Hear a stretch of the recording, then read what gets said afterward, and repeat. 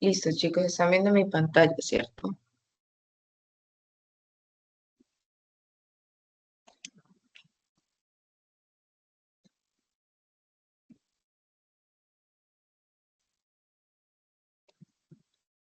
¿Me confirman, por favor? Sí, Ahora, sí, sí, ahí ya se nota la voy a presentación. tomar, regálenme un segundo, voy a tomar la evidencia de la reunión de hoy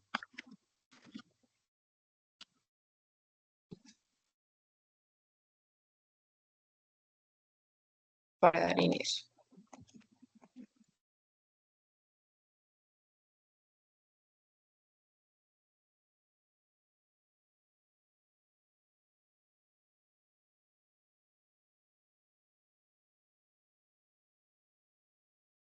Bueno, listo, chicos. Somos acá. La clase pasada nosotros tocábamos el tema del desarrollo institucional y por qué era importante. Empezábamos a dar los primeros pasos en por qué era importante el papel del Estado en la economía. Cuando inicialmente empezamos a estudiar las tendencias para conocer cómo se comporta la economía colombiana, empezamos a estudiar algunas tendencias de los indicadores más importantes dentro del rango de la economía colombiana, ¿sí? Y empezamos a estudiar el Producto Interno Bruto, que fue uno de los primeros indicadores que empezamos a analizar por la importancia que se le da en la literatura, ¿sí? Ahora, el Producto Interno Bruto en sus inicios, nosotros cuando empezamos a analizarlo, lo empezamos a relacionar con el bienestar de la sociedad.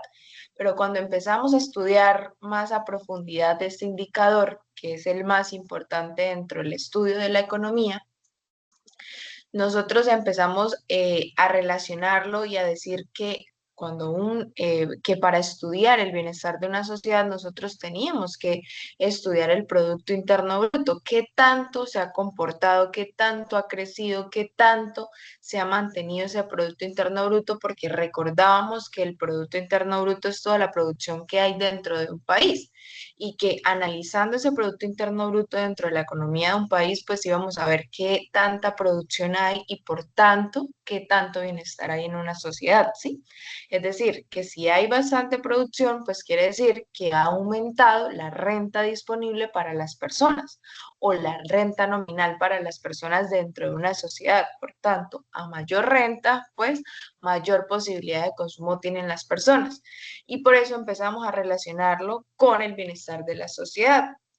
Ahora, empezábamos también a decir que habían fallas en el mercado y que no siempre el mercado podía autorregularse y por tanto era importante, primero, que haya un desarrollo institucional y segundo, qué tan eficiente es ese desarrollo institucional dentro del estudio. Entonces, le dábamos la importancia de qué papel debía cumplir el Estado dentro de la economía colombiana. Y decíamos también y empezamos a relacionar el crecimiento económico con el desarrollo institucional que había. Es decir, si queríamos proponer un crecimiento económico o queríamos llegar a un crecimiento económico, nosotros debíamos estudiar qué tanta incidencia tenía el desarrollo institucional o, por decir, el Estado también dentro de la economía.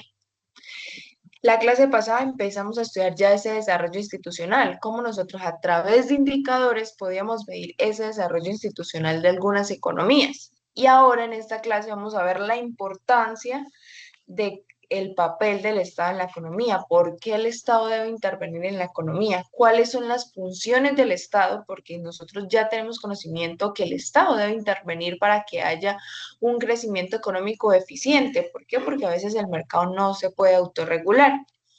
Y nos encontramos por acá con un interrogante. ¿Por qué debe intervenir el Estado en la economía? Entonces empezamos a estudiar este capítulo, que es el capítulo 3 de por qué el Estado debe intervenir en la economía. Entonces, ¿qué es lo que vamos a estudiar dentro de este capítulo? ¿Qué discute este capítulo 3? Entonces, este capítulo 3 dice Este capítulo discute el papel del sector público en la economía y particularmente los temas relacionados con la función y estructura del gasto público. Entonces, si vamos a estudiar cómo interviene el Estado en la economía o la importancia de la intervención del Estado en la economía, nosotros debemos estudiar qué exactamente. Pues el gasto público, cómo hace la distribución del gasto público el Estado o de qué manera el Estado interviene en la economía, cómo se estructura su gasto público porque tengamos conocimiento que una de las intervenciones es el gasto público. ¿Qué es el gasto público? El gasto que hace el Estado, el ente territorial, para generarle bienestar a la sociedad. Entonces, si vamos a estudiar la intervención del Estado, debemos estudiar la distribución o la estructura que tiene el ente gubernamental de su gasto público. Pero, ¿cómo interviene el Estado en la economía? Entonces, colocamos unos ítems, ¿sí? Nosotros empezamos a estudiar una literatura donde se menciona que la economía anteriormente, una economía, una literatura más clásica, marchaba mejor cuando las decisiones económicas se tomaban por iniciativa privada, ¿sí? Donde el Estado quedaba a un lado y todas las reglas de amplia competencia eran tomadas por el ente privado, por las empresas. Esa era una literatura antigua, ¿sí? Donde las reglas amplias de competencia de todos los mercados, pues funcionaban porque el mercado se autorregulaba solo. No había intervención del Estado. Esa era una de las literaturas que teníamos como plena convicción que funcionaban dentro del estudio de la economía, ¿sí? Pero hay muchas razones que nosotros vemos o reflejamos dentro del mercado que justifican que debe haber una intervención del Estado, ¿sí? Entonces, siempre debe haber la dirección, las estrategias, las políticas del Estado en la actividad que se manejen en la economía, ¿sí? ¿Por qué? Porque el mercado no siempre tiene la autosuficiencia de autorregularse y llevar a una estructura, pues obviamente donde la producción de los bienes y servicios beneficia a toda la sociedad. Entonces, como el mercado no se puede autorregular y por allá mencionábamos en la literatura clásica, a Adam Smith, donde hablaba de la mano invisible, que obviamente para él el mercado se autorregulaba solo y no necesitaba de la intervención del Estado para poder funcionar el mercado. ¿Por qué? Porque él decía que siempre el interés personal iba a beneficiar a toda la sociedad y empieza a estudiar lo que es la mano invisible. ¿Qué dice la mano invisible? ¿O cuál es el fin de la mano invisible? ¿Qué nos hace entender la mano invisible de Adam Smith? Que siempre, por ejemplo, que yo busque mi interés personal, por ejemplo, si hay una producción, por ejemplo, a ver, si está el dueño de una panadería y genera una producción de pan, obviamente él lo está haciendo porque quiere generar unos beneficios a través de esa producción y venta de pan, pero que al mismo tiempo, al producir esa cantidad de pan que está beneficiando la economía de él porque está generando un ingreso, obviamente va a beneficiar a esa sociedad o a ese consumidor que le gusta el pan y que día a día adquiere y consume pan. Entonces, independientemente de que yo busque mi interés personal, voy a beneficiar a toda la sociedad, pero hay fallas en el mercado donde no siempre el mercado se autorregula y no siempre funciona de la misma manera. Entonces es ahí donde el gobierno debe entrar a estructurar y a generar una producción más deseable para toda la sociedad. ¿Por qué? Porque hay fallas del mercado. Entonces, siendo así, conociendo que hay fallas del mercado y que el mercado no puede autorregularse y que es necesaria la intervención del Estado porque la entidad privada no está en la capacidad de generar toda la producción que la sociedad necesita, pues el gobierno o el ente gubernamental debe cumplir con unas opciones o con unos ítems, y acá los estamos viendo. Entonces, como primero tenemos que el gobierno debe garantizar la seguridad. Y acá es donde vamos a empezar a estudiar cuando hay unos bienes públicos que son no excluyentes, que no son rivales y que por eso la entidad privada no está en la capacidad de brindarle estos bienes a la sociedad.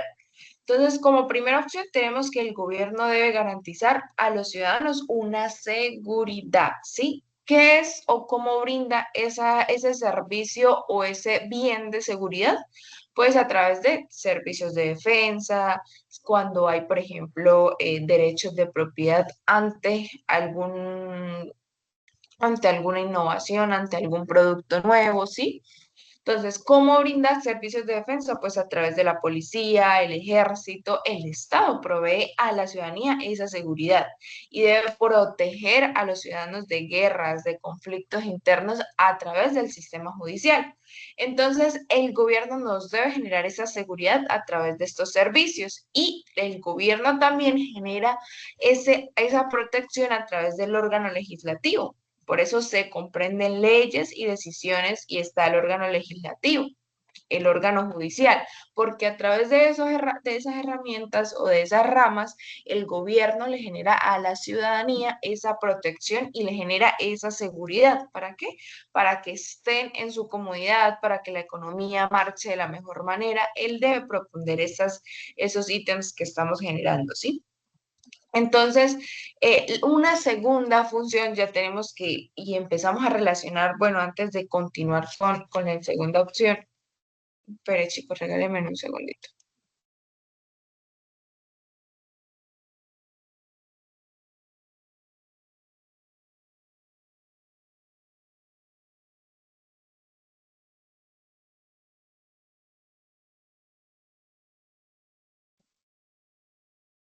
Y antes de continuar con la segunda función del Estado, nosotros cuando hablamos de seguridad, pero para que, obviamente, cuando hay seguridad hay mayor, pues obviamente bienestar de la sociedad, sí, pero eso también tiene que ver mucho con la economía y el funcionamiento de la economía del país. ¿Por qué? Cuando no hay una seguridad dentro de la función, dentro de un país, la economía no crece. ¿Por qué no crece? Cuando hay mucha inseguridad, cuando hay conflictos, cuando hay guerras, la economía, y hay estudios y ya hay literatura donde confirman esa relación y esa incidencia. Cuando hay mayor criminalidad en un departamento, cuando hay más presencia de grupos al margen de la ley, cuando hay delitos como extorsión, como robos, como muertes, siempre las personas tienden a no salir de sus casas para obviamente salvaguardar sus vidas, protegerse y empiezan a decaer una demanda en los productos de bienes y servicios. Es decir, si la demanda de los bienes y servicios cae, efectivamente la economía no está creciendo, se está cayendo. Entonces, por eso es importante que el gobierno genere una seguridad, obviamente para proteger a su población de guerras, pero también para proteger y para generar un crecimiento económico, porque como vamos a ver ahorita más adelante, el gobierno también debe generar un crecimiento económico, porque sabemos que el crecimiento económico también se refleja en el bienestar de la sociedad a través del Producto Interno Bruto. Entre más producción hay, más renta hay para las personas que están involucradas dentro de la economía y pues más posibilidades de consumo hay en las personas. Entonces, como vemos, la segunda función del Estado, que es buscar una competencia de los mercados, acá lo tenemos. Buscar competencia en los mercados. Bueno, ¿y cómo buscamos o cómo el ente gubernamental busca esa competencia en los mercados? Pues va a vigilar, va a autorregular ese funcionamiento en la economía y va a generar que haya una entrada libre de toda la producción de los bienes y servicios, ¿sí? Entonces, el gobierno como tal, ¿qué debe impedir? Que no haya un monopolio, ¿sí? Donde hay un solo vendedor y muchos compradores. ¿Por qué? Porque esos monopolios o oligopolios van a controlar indebidamente cómo funciona el mercado. ¿Por qué? Porque al controlar ese funcionamiento del mercado va a ser una afectación o va a generar una afectación en los consumidores. ¿Por qué? Porque ya los consumidores no pueden elegir, no pueden de pronto de su restricción presupuestaria, de qué tanto tienen para gastar, el monopolista va a generar una presión y una ¿cómo se dice? A ver, esto, un solo manejo, a darle un precio. Si usted no tiene dinero para comprar al precio que yo vendo, pues no puedes adquirir ese producto porque yo soy la única persona que lo vendo. O el oligopolio, donde solo hay dos o tres proveedores de ese bien o servicio. Entonces, el gobierno debe impedir específicamente que no se generen esos monopolios o esos oligopolios, porque ellos van a controlar todo el mercado. Van a controlar todo el mercado generando un beneficio solo para ellos y afectando el bienestar de los consumidores. Entonces, el gobierno nos debe generar esa protección vigilando estos mercados, ¿sí? Entonces, en ocasiones, obviamente, es muy difícil controlar ese monopolio o generar que no haya un monopolio. ¿Por qué? Porque obviamente hay una generación de monopolios naturales que simplemente ya por la ventaja que tienen ellos, estas industrias, se genera que sea el único proveedor en el mercado, ¿sí? ¿Por qué? Como es en el caso de las industrias de la telefonía, el agua, la electricidad, ¿sí? O el transporte. Todas esas industrias se caracterizan por tener una ventaja, o sea, más grande que las otras empresas. Y que son los rendimientos crecientes a escala, que entre más disminuye el costo de la producción, pues ellos más y más y más van a aumentar esa producción. Entonces, que una empresa adicional de teléfonos llegue y se posicione en el mercado no va a ser posible, porque ya hay una ventaja, ya hay unas economías a escalas que hace que esa empresa o industria esté posicionada en el mercado y que obviamente hay unas barreras naturales que se agregan para que la otra industria no ingrese. Entonces va a ser ineficiente que una empresa nueva ingrese a competir con alguien que ya está posicionado, que tiene unos rendimientos crecientes a escalas, que tiene una ventaja ya muy marcada y que va a ser ineficiente y unas pérdidas para que esa nueva empresa ingrese. Entonces, como es imposible que no se genere un monopolio natural y es una función del Estado que no se genere monopolios, pues cuando hay, el gobierno debe intervenir en regulaciones. No solo, no solo el gobierno debe, perdón, no solo el gobierno generen monopolios, sino que el gobierno también debe intervenir cuando ya hay un monopolio natural. ¿Por qué? Porque a veces es muy difícil poder impedir la creación de ese monopolio. Entonces, estamos acá. Entonces, ya tenemos dos funciones muy importantes dentro del funcionamiento o cómo debe generar o qué debe garantizar el gobierno. Primero, la seguridad, importante. Segundo, la competencia de los mercados. Y tercero, el gobierno debe proveer o generar una provisión de bienes. ¿Listo? ¿Por qué? Porque ellos deben beneficiar ampliamente ¿a quién? A la sociedad. ¿Sí? ¿Por qué? Porque como les expliqué ahorita, hay bienes públicos y hay bienes meritorios que la entidad privada no está en la capacidad de generar o proveer esos productos o esos bienes a las personas, ¿sí?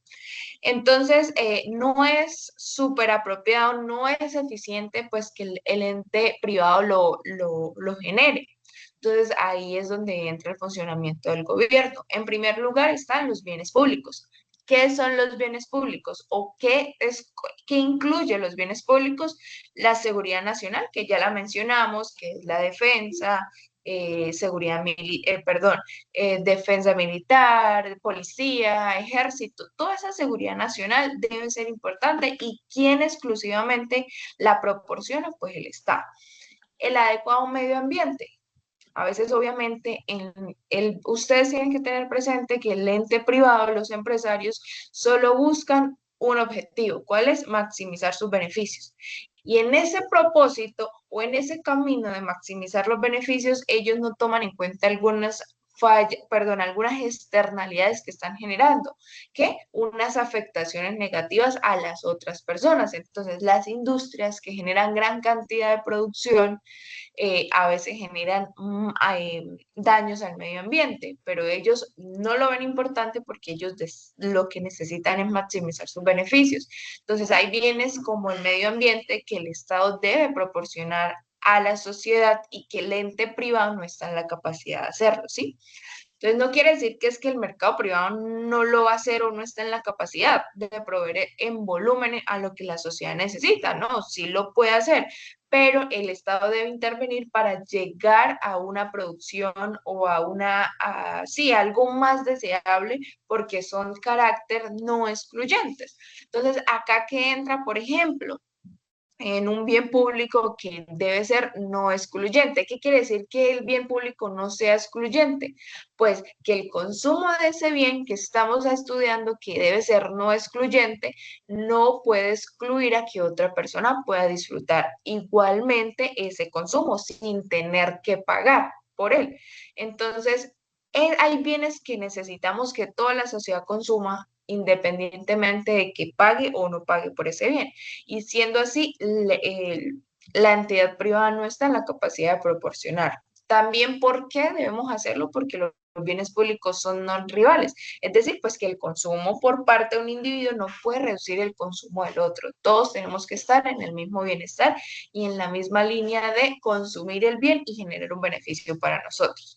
Pero adicional a esos bienes públicos, necesitamos o se generan otros bienes que son los meritorios.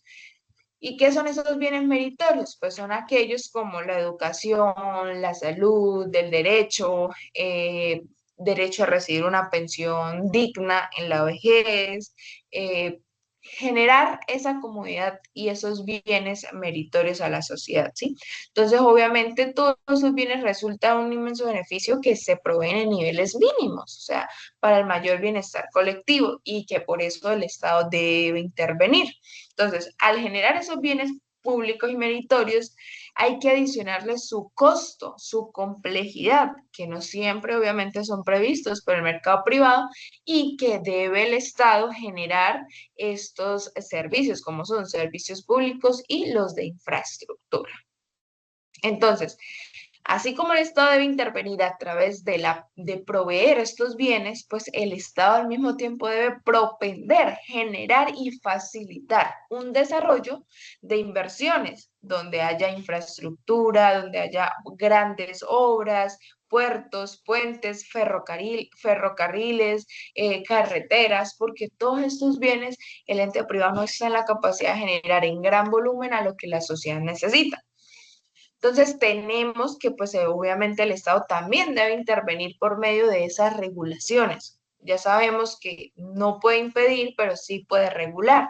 ¿Para qué? Para que garantizar que algunos tipos de bienes y servicios que son provistos por el sector privado, pues no tengan costos indirectos en la sociedad. Y era lo que les mencionaba anteriormente. Hay bienes que están directamente relacionados con externalidades negativas. ¿Qué quiere decir eso? Que al consumidor le van a afectar, que al ser consumido ese bien, pues obviamente van a afectar a terceras personas. Y ahí empieza a generarse uno. ¿Cuál es? La contaminación. Entonces, como el gobierno debe propender un medio ambiente, pues el Estado debe intervenir y regular esa contaminación que genera el ente privado a través de las industrias, ¿sí? Entonces, también debe intervenir en regulaciones de bienes que son comunales, que son propensos que a la sobreexplotación. Entonces, por ejemplo, cuando hay una sobreabundancia de peces, el Estado debe intervenir para regular la sobreexplotación de ese bien. Y debe intervenir, por ejemplo, en la imposición de cuotas de captura o de peajes, porque las carreteras también son bienes del Estado que el Estado provee que debe regular. ¿A través de qué? Por ejemplo, de peajes. Entonces, a todo este dinamismo de cómo interviene el Estado a través de los bienes, pues se le da un campo de asignación de recursos. Sabemos que la economía es la asignación de los recursos que son escasos y el Estado para generar un bienestar a la sociedad, pues debe generar una asignación eficiente de los recursos. Entonces, ¿a qué se está haciendo referencia esta asignación de recursos? Pues a proveer directamente o subsidiar de bienes y servicios públicos y meritorios a la sociedad.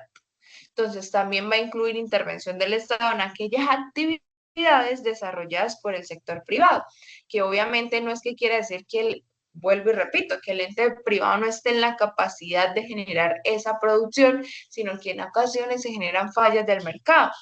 Entonces, el Estado debe regular, debe intervenir, debe compensar esa no existencia de una plena competencia en la producción. Entonces, tenemos entendido ahí cuáles son esas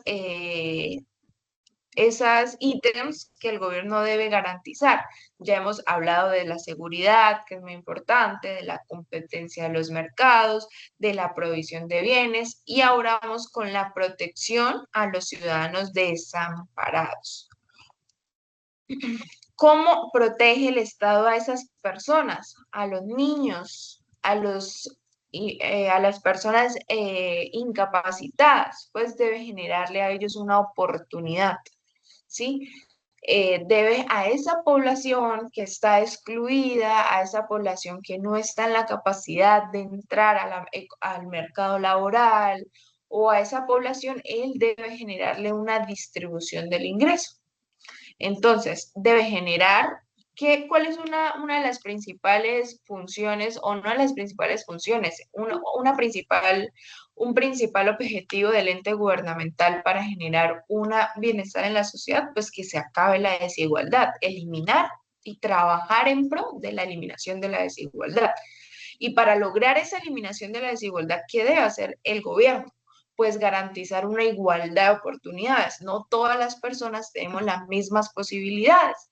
Entonces, si nosotros garantizamos, o el gobierno garantiza una igualdad de oportunidades sin imponer efectivamente una igualdad de resultados, porque cabe resaltar que no todos tenemos las mismas capacidades, es ahí donde el Estado protege a esas personas desamparadas, a esas personas que no están en la capacidad por valerse por sí mismos, ¿sí? Entonces, esa es una función del Estado. En muchos países, pues obviamente lograr ese mejoramiento de distribución del ingreso, que en Colombia efectivamente es ineficiente y que más adelante lo vamos a estudiar. ¿Qué es la desigualdad? ¿Qué es la pobreza? Y el Estado debe empezar a intervenir y a generar una distribución del ingreso para empezar a acabar esa pobreza, para empezar a eliminar esa desigualdad. Entonces, es una función del Estado, garantizando ¿qué? Derechos de propiedad y de riqueza. Entonces, eso puede generar a través de ¿qué? ¿Cómo se puede generar? A través de subsidios a los ciudadanos que tienen bajos recursos. Y acá se empieza a nombrar una acción que es la distributiva. ¿Y a qué se refiere esta acción de distribución o distributiva? Pues que el Estado va a empezar a intervenir en la actividad económica para lograr que esa riqueza que se está generando o extrayendo se va a empezar a distribuir a través de subsidios a las personas con bajos recursos, ¿sí? ¿A través de qué? De impuestos a las empresas, y luego de los impuestos, que son ingresos al Estado, pues generar un gasto a través de los subsidios a todas las personas que no tienen la posibilidad de programas. En ese momento, por ejemplo, hace 3, 4 años dentro de la economía colombiana había un programa, por ejemplo, para los jóvenes, que Jóvenes en Acción, donde a través de subsidios le garantizaba una ayuda en sus estudios. Entonces, a través de estas políticas, el Estado protege a esas personas que no están en la capacidad de valerse por sí mismo, o que no tienen un recurso para poder satisfacer todas las necesidades que se están generando en el momento. ¿Qué son esos mecanismos? Son mecanismos o instrumentos propiamente fiscales. ¿Por qué? Porque obviamente los gobiernos disponen de estos instrumentos para aplicar esa función distributiva, captar a través de impuestos ingresos y luego distribuirlos para generar bienestar a la sociedad. Pero importante, focalizar exactamente dónde está la necesidad. Y cuando empezamos a estudiar la pobreza, cuáles son los estudios de pobreza, empezamos a analizar una cantidad de definiciones que lo vamos a ver más adelante, y que es importante focalizar dónde está la necesidad, dónde están los ciudadanos con bajos recursos, empezar a focalizar exactamente dónde está el problema, porque debemos también focalizar exactamente los programas. ¿Para qué? Para combatir esa pobreza y esos grupos específicos en la sociedad que necesitan exactamente el apoyo del Estado.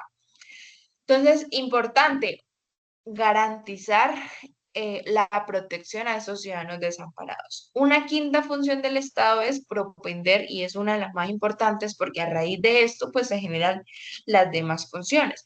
Un crecimiento económico con estabilidad de precios. Entonces es importante, relacionamos el crecimiento económico con el bienestar de la sociedad. Entonces el Estado debe generar ese crecimiento económico, debe empezar a motivar que haya un crecimiento económico dentro de la economía de un país, ¿sí? Entonces, obviamente, la iniciativa privada, las decisiones que se consumen un año o cuánto se ahorra, eso lo hacen los jefes de hogar, los perceptores de ingreso de las familias, los consumidores.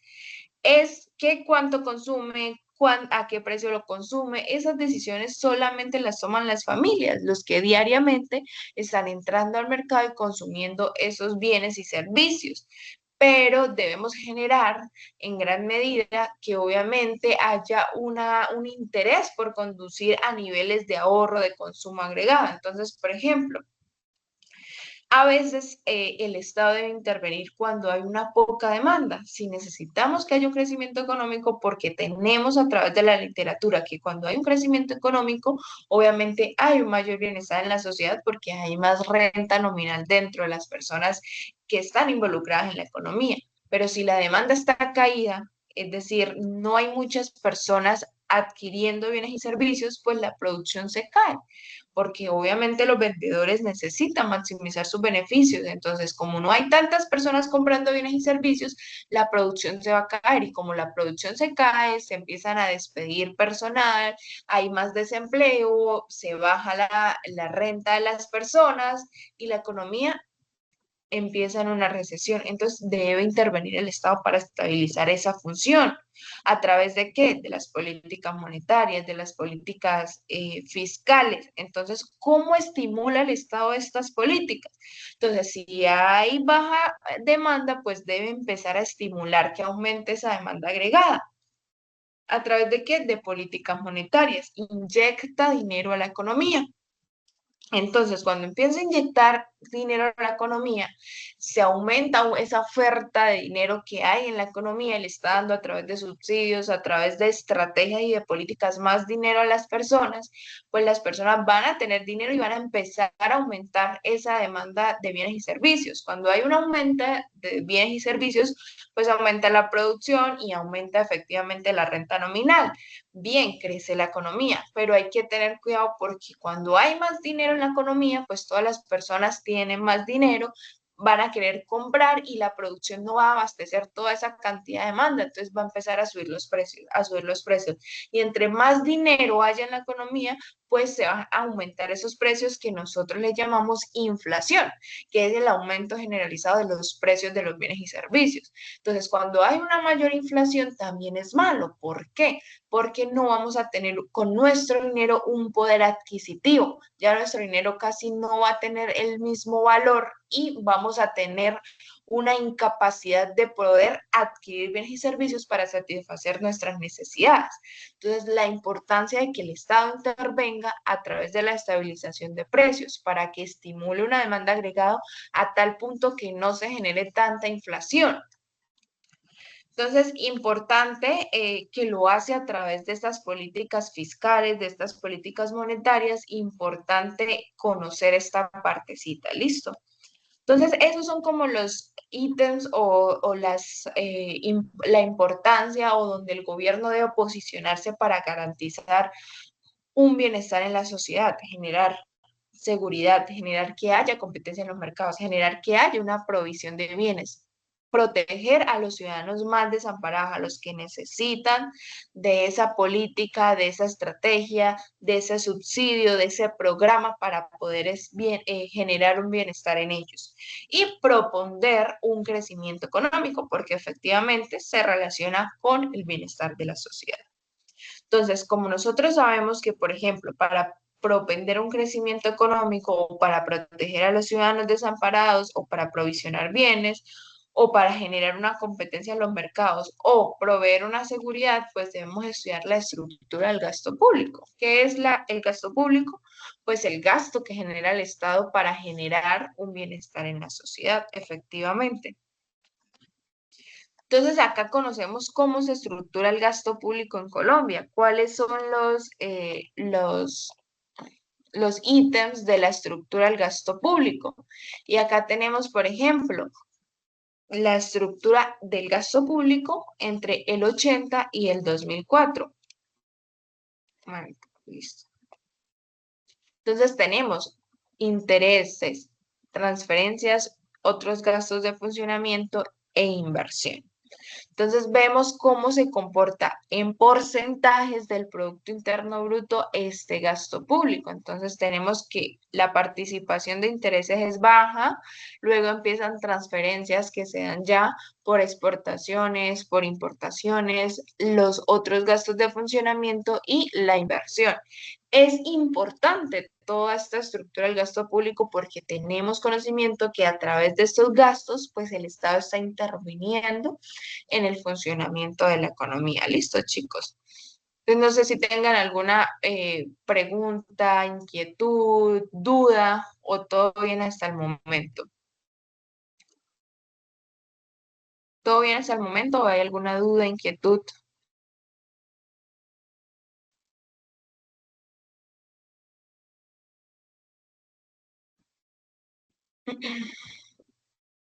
¿Todo bien hasta el momento o hay alguna duda?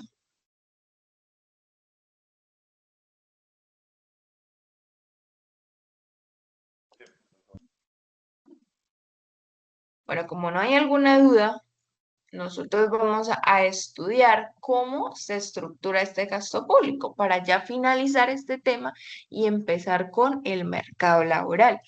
Entonces, ¿cómo ha evolucionado esta estructura del gasto público? Sabemos que es importante conocer la estructura del gasto público porque a través de esta estructura estamos evidenciando en qué gasta el gobierno el dinero, en qué está invirtiendo o a través de qué o cómo está distribuyendo ese gasto, ¿sí? Cómo está focalizando, dónde están las problemáticas para generar e invertir en donde hay mayor necesidad de la población. Entonces, el gasto público social en Colombia abarca ¿qué? Educación. El Estado debe gastar en educación, en salud, en seguridad social, en vivienda, en nutrición, en saneamiento básico. Y en el caso de Colombia, efectivamente hay una definición amplia del gasto social. Es importante que haya un gasto social en la economía colombiana, ¿sí? Entonces, ese gasto social por allá en los años 80 en Colombia gastó una tendencia positiva, ¿sí? Donde hubo una mayor participación de ese gasto público a través del casi 8,2% del PIB. Entonces, una tendencia importante, ¿por qué? Porque está focalizando efectivamente donde está la necesidad. Pero ¿cómo el Estado debe, por ejemplo, suministrarle a la educación? ¿Cómo el Estado suministra la educación a través del gasto público? Pues el Estado desempeña un papel importante en proveer esa educación, aunque su intervención obviamente no puede tomar diferentes formas. Por ejemplo, en algunos países el Estado provee directamente a los servicios educativos, incluso pues ejerce control sobre los distintos niveles de educación. En otros, pues el Estado los financia las instituciones educativas, pero en una gran parte de la educación es suministrada efectivamente por escuelas privadas o religiones. Entonces, hay diferentes maneras de poder distribuir y de poder proporcionar y proveer esta educación, pero el Estado debe suministrar la educación, debe generar un gasto público a la educación, porque cuando empezamos a estudiar estos temas o estas problemáticas estructurales como es la desigualdad, como es la pobreza, nos damos cuenta efectivamente que lo que incide en que haya una pobreza son problemas más estructurales, más grandes como es la falta de educación y que el Estado debe intervenir y debe suministrar un gasto efectivamente en la educación del país.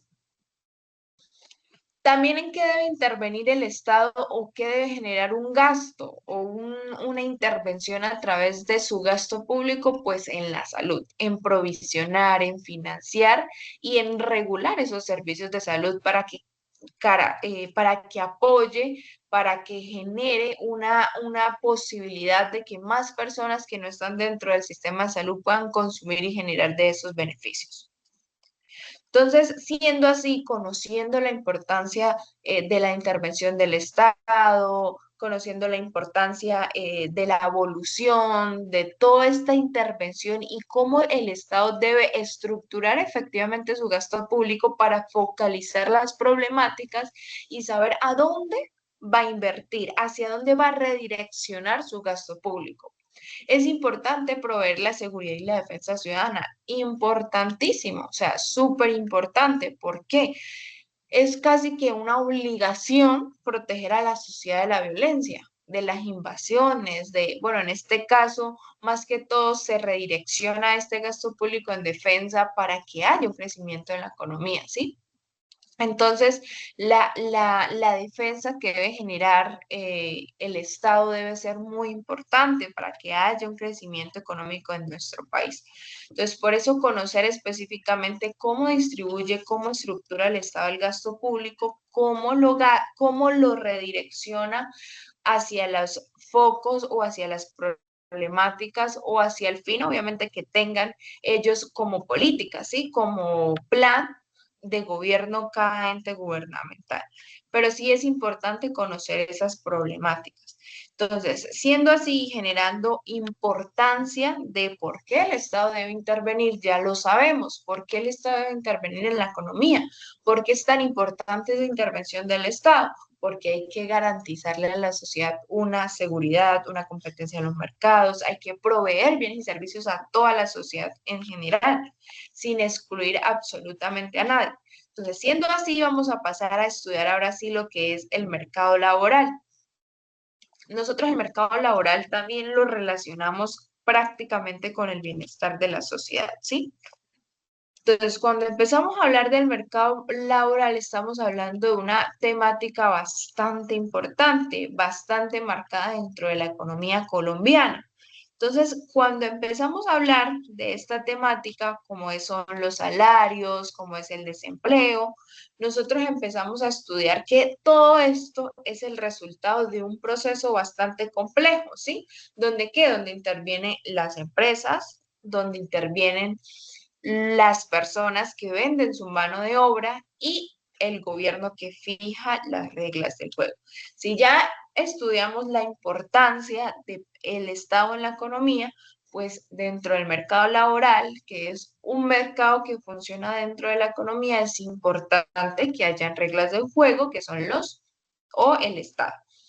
Entonces, el empleo, el desempleo, los salarios, toda esa situación es el resultado de ese proceso donde intervienen oferta laboral, que son los empleados, que son las personas que venden su mano de obra, las empresas que demandan y adquieren esa oferta laboral y en la mitad de ese gobierno que fija reglas que deben cumplir el mercado laboral. Entonces, todo eso ocurre en el mercado de trabajo, donde es demasiado importante poder determinar los ingresos y las condiciones de vida de los individuos. ¿Por qué?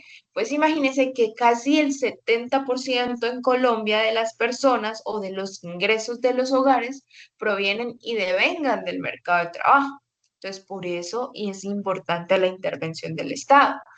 Es importante generar un tratamiento justo, más equitativo, ¿sí? Donde no haya explotación de parte de las empresas o donde tampoco haya una afectación a ese ente privado. Entonces vamos a empezar a estudiar con frecuencia cuáles son las decisiones que se toman al amparo de estos nobles propósitos, porque obviamente generar o determinar un ingreso va a generar otros efectos contrarios a lo que yo como empresario pues quiero llegar a hacer o como Estado. La política que depende de mi plan de gobierno quiero generar, pues obviamente a veces eso me va a generar incidencias contrarias a los intereses que se están logrando, ¿sí? Entonces vamos a empezar a estudiar cómo evoluciona el empleo, qué es el desempleo, cómo se genera esa población en edad de trabajar, los salarios, cómo se da esa regulación laboral, cómo se fijan algunas normas para generar un bienestar a la sociedad a través de qué, de fijar un nivel salarial mínimo, ¿sí? Cómo se dan las restricciones de despido a los trabajadores, qué costos tienen asumir todas estas restricciones a los empleadores y pues obviamente poder contratar mano de obra a diferentes salarios. Entonces, eso es lo que vamos a estudiar ahorita acá en el mercado laboral. ¿Y qué es el mercado laboral? Es el conjunto de relaciones entre los empleadores y las personas que buscan un trabajo remunerado. Entonces, cuando empezamos a estudiar qué es el mercado laboral, nosotros empezamos a estudiar, bueno, pero ¿cómo funciona ese mercado laboral? ¿Por qué hay unos ofertantes? ¿Por qué hay unos demandantes? ¿Y por qué el Estado interviene? Entonces empezamos a estudiar que, por ejemplo, cuando un trabajador pierde su empleo, pues obviamente no solo sale del mercado laboral, sino que al perder su empleo cae su ingreso y no solo cae su ingreso, sino que cae también el ingreso de las familias. Ese jefe de hogar que sustenta una familia, que todos los días sale a trabajar para llevar el ingreso y generar un sustento a esa familia, si él pierde el trabajo, sale del mercado laboral, cae su ingreso y por tanto cae en una cadena de efectos como mala nutrición, el nivel de nutrición para su familia ya no va a ser el mismo, porque no está en la capacidad de generar un ingreso que genere un bienestar y poder consumir bienes que generen una nutrición efectiva dentro de ellos.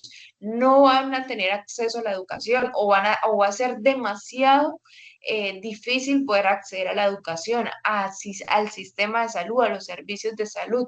Entonces, mira que no solo salir del mercado de trabajo genera que caiga el ingreso, sino que genera un efecto, una cadena de efectos como mala nutrición, no acceso a la educación, no acceso a la salud, y que obviamente estas consecuencias pueden ser duraderas o casi que permanentes. Entonces, por eso el mercado laboral está relacionado directamente con el bienestar de la sociedad y de ahí la importancia que se le dan a los autores en el estudio del mercado laboral, de entender cómo funciona el mercado de trabajo, que realmente es el encargado de articular ¿qué? La situación económica general de un país con el bienestar social de los individuos.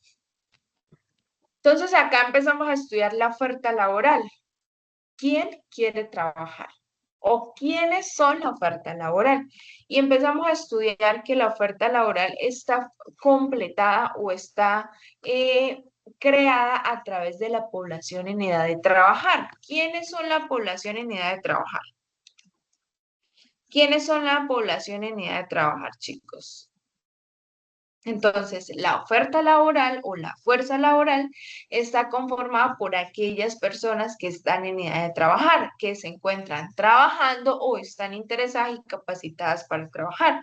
Entonces, por ejemplo, cuando empezamos a hacer el cálculo de esa población en edad de trabajar en Colombia, se calcula a través de qué? De personas mayores de 12 años y menores de 65 en lo urbano, ¿sí? En la ciudad mayor de 12 años, menor de 65. Esas son las personas que están en edad de trabajar, que pueden trabajar o que están interesadas y capacitadas para trabajar. En zonas rurales ya bajas son mayores de 10 años y menores de 65. Entonces, esa es la población en edad de trabajar, que desea trabajar, está interesada en trabajar y está capacitada para trabajar. Pero ¿entre qué rango de edad? 12 o 10 hasta los 65. Entonces, esa población colombiana en edad de trabajar, más o menos en el 2005 está entre los 44 millones de personas. Entonces, dentro de esas 44 millones de personas, la población en edad de trabajar, ¿cuánto era? 33,5 millones. Pero ¿cómo nosotros relacionamos esa cantidad de personas? ¿O por qué 33,5 millones están en edad de trabajar? Primero porque están capacitadas, están interesadas o están trabajando y se encuentran entre los rangos de edad ya mencionados. Eso es algo importante.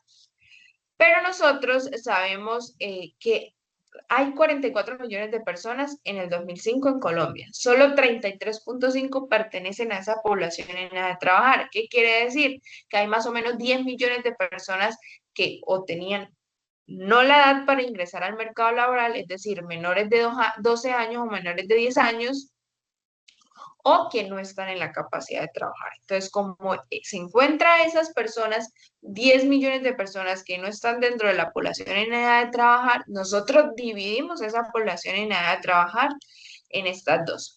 Población económicamente activa y la población económicamente inactiva. Entonces, ¿cuál es esa población económicamente activa? ¿Cuáles son esa población económicamente activa? Las personas que están trabajando o las personas que desean trabajar y están capacitadas para trabajar. ¿Y cuáles son esa población económicamente inactiva? Pues que no están en nada de trabajar, no desean trabajar y quiénes pueden ser los jubilados, las amas de casa, los estudiantes, esos entran dentro de esos 10 millones que les estoy hablando. Tenemos más o menos en el 2005 una población de 44 millones, solo 33,5 de esa población está en edad de trabajar o se encuentran dentro de la población económicamente activa. Ahora, esos 10 millones de población económicamente inactiva, ¿por qué no están dentro del mercado laboral? Primero, porque no quieren trabajar o no desean trabajar.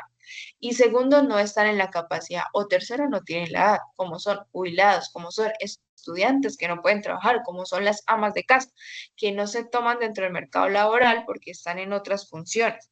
Entonces, aproximadamente en Colombia, casi el 60% de la población en edad de trabajar participa activamente en ese mercado laboral. Entonces, siendo esta cifra así, quiere decir que el 40% está fuera de ese mercado laboral, desde ese punto de vista. Entonces, ahí empezamos a dividir esta población en edad de trabajar. Población económicamente activa y población económicamente inactiva. Entonces, siendo así, nosotros empezamos a calcular lo que es la participación laboral. ¿Y cómo calculamos esa participación laboral? Pues vamos a generar acá una ecuación para que ustedes la tengan presente. Tenemos esta parte, esa es la participación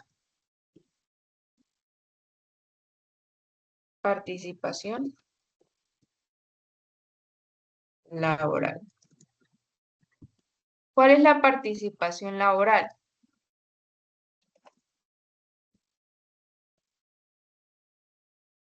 Esa población en edad de trabajar sobre la población, perdón, población económicamente activa sobre la población en edad de trabajar. Entonces, esta población económicamente activa que ya está trabajando sobre esa población en edad de trabajar es la que me va a dar la tasa de participación laboral.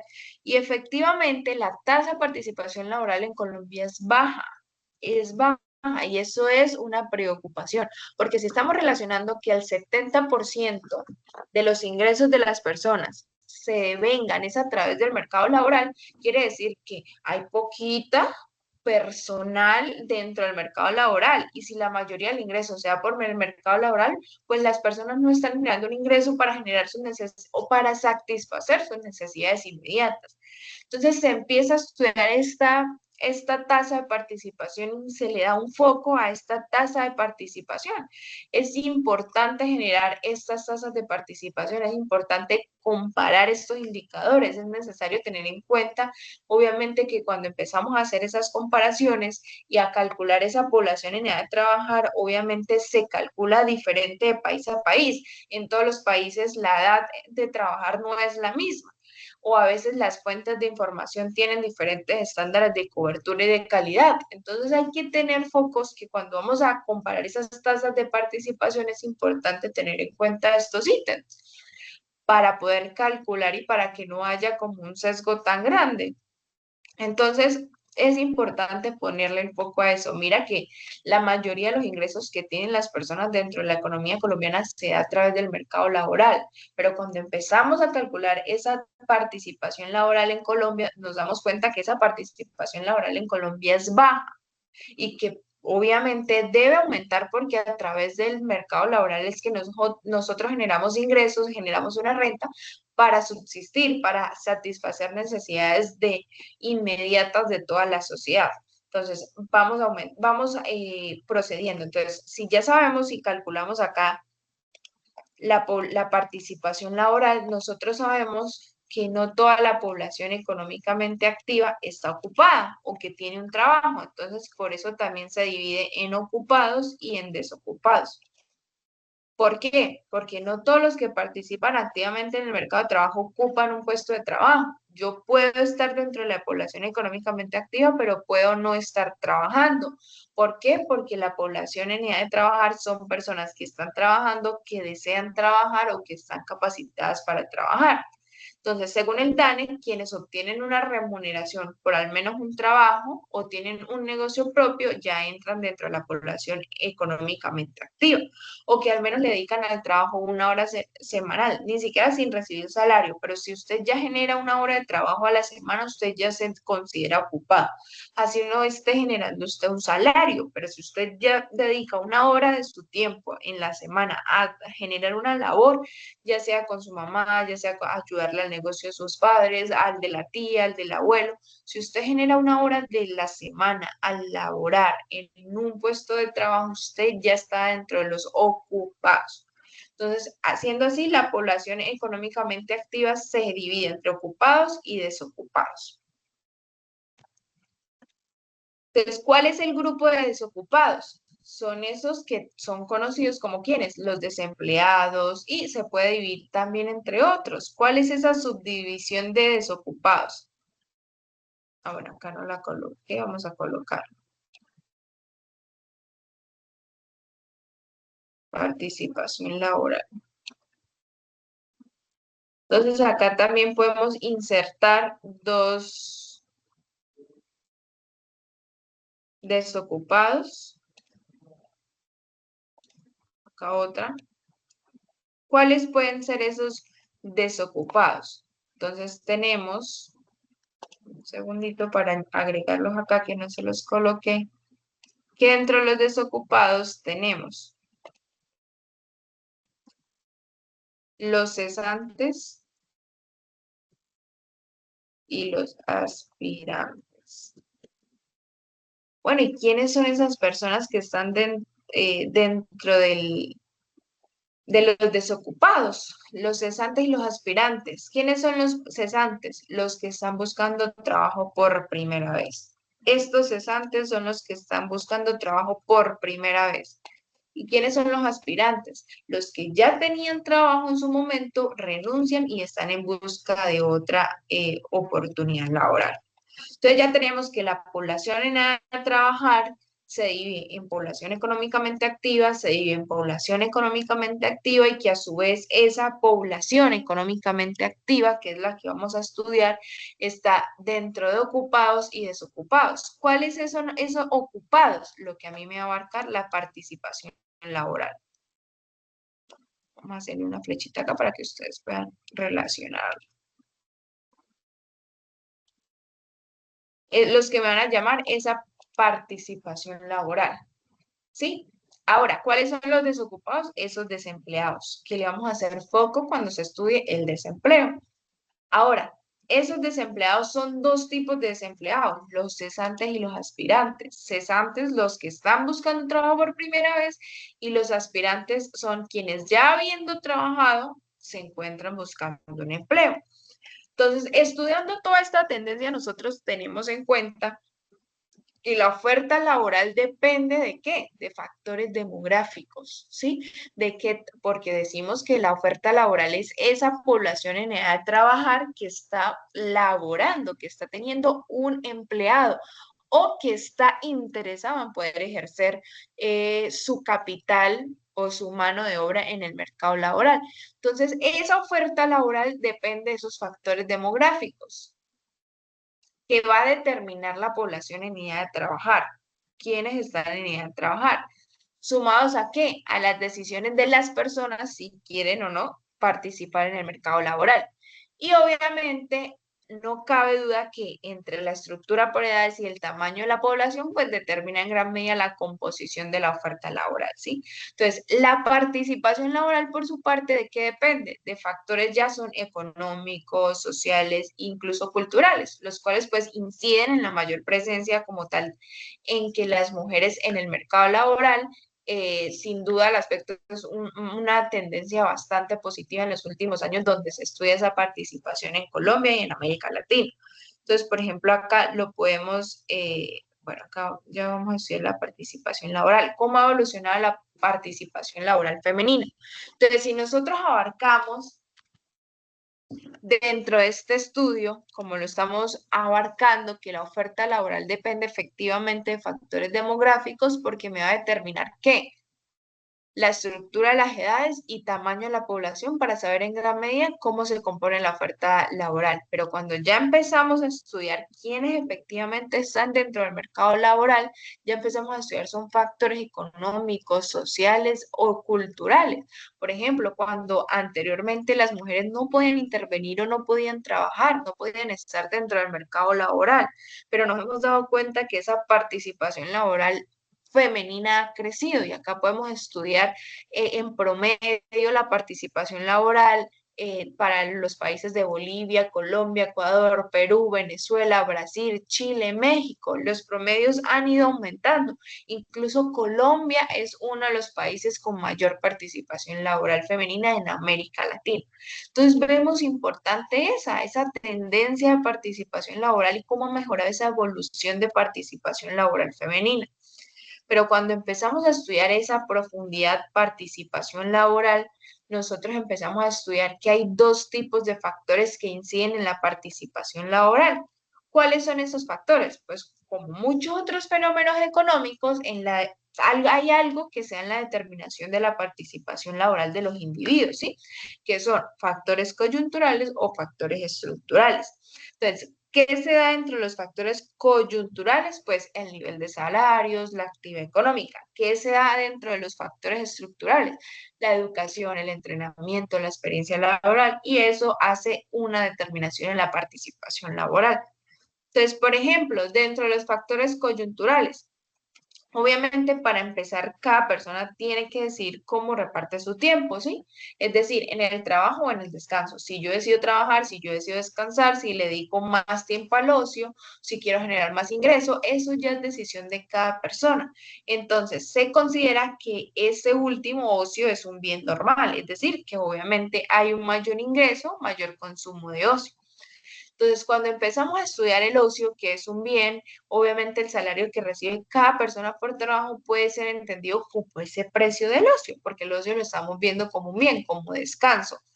Entonces, si usted quiere o no quiere trabajar, ya depende de la decisión en la que usted se encuentre, ¿sí? Entonces, por ello empezamos a estudiar dos tipos como de ítems, sustitución o, sí, ítems o opciones que sean dentro de los factores coyunturales, que son, o se le pueden decir efectos. ¿Cuál es el primer efecto? El efecto sustitución o el efecto ingreso. ¿Cuál es el efecto sustitución? Indica que, por ejemplo, un aumento de los salarios, pues las personas prefieren trabajar más. ¿Por qué?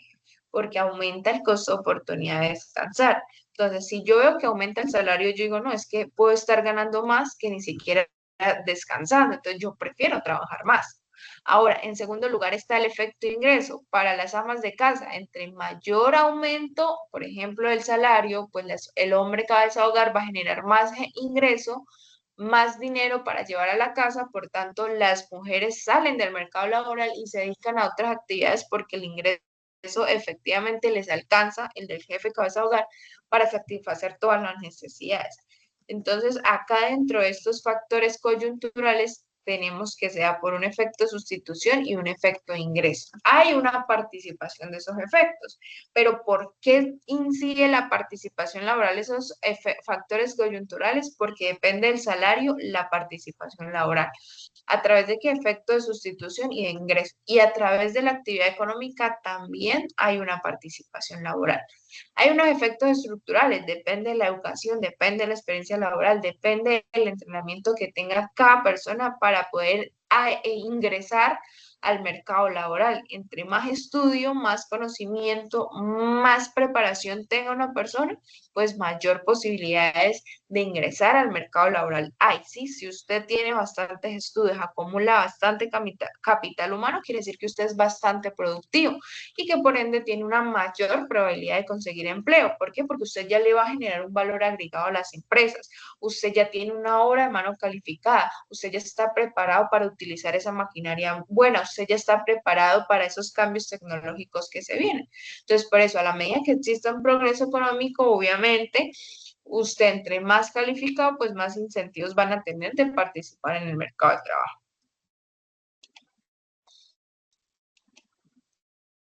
Entonces, chicos, vamos a dejar hasta acá donde empezamos a estudiar la demanda de trabajo. Quedamos en demanda de trabajo para finalizar el día de hoy. Vamos a quedar acá en demanda de trabajo. La próxima clase, nosotros nos vamos a ver para estudiar lo que es finalizar esta demanda de trabajo, cómo funciona la demanda de trabajo, cómo logramos el equilibrio en el mercado de trabajo e iniciamos con el estudio de la pobreza. Ya estudiando y ingresando al estudio de la pobreza, generamos ya la última y tercera actividad dentro del 60% del portafolio, que sería el tercer informe. Listo, chicos, no sé si haya alguna duda, inquietud o todo bien hasta el momento. Chicos, ¿alguna duda, inquietud o todo bien hasta el momento? No, profe, todo bien. Personalmente, Listo, entonces vamos a dejar hasta acá. Si hay alguna duda, pues como les digo, la próxima clase, cuando ya veamos los estudios de pobreza, dejamos ya el último taller, que sería el tercer taller, que son el informe coyuntural con indicadores de pobreza. Listo. Y ya con eso cerramos el 60% de portafolio. Les voy a estar devolviendo este fin de semana los dos primeros talleres, sus notas, para que ustedes la puedan visualizar y si hay alguna inquietud, alguna duda, pues se puedan contactar conmigo. Vale, chicos. Una consulta, este CREAT es de Santa Marta, ¿cierto? César. Ah, es el César. Ah, ok. sí, Entonces espero que tengan un excelente día y cualquier cosa, pues estoy en contacto a través de herramientas como Microsoft Teams, ¿vale? Entonces espero que tengan un excelente día y una excelente mañana, chicos. Hasta luego. Igualmente, profe.